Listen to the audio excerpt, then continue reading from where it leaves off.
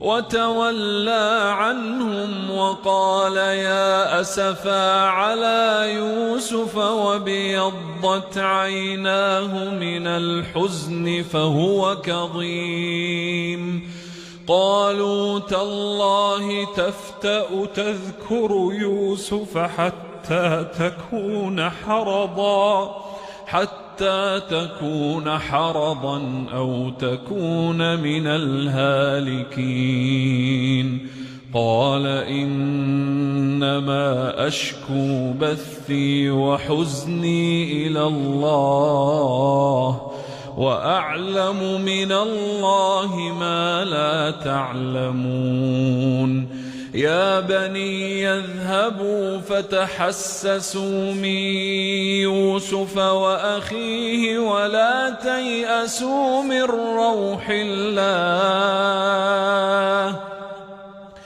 إنه لا ييأس من روح الله إلا القوم الكافرون. فلما دخلوا عليه قالوا يا أيها العزيز مسنا وأهلنا الضر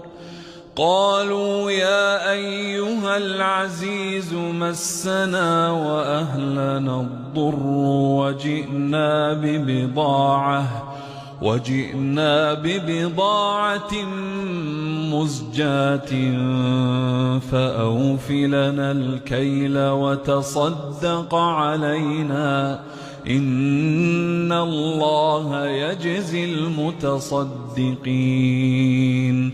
قال هل علمتم ما فعلتم بيوسف وأخيه إذ أنتم جاهلون؟ قالوا أئنك لأنت يوسف؟ قال أنا يوسف وهذا أخي قد من الله علينا إنه من يتق ويصبر فإن الله لا يضيع أجر المحسنين.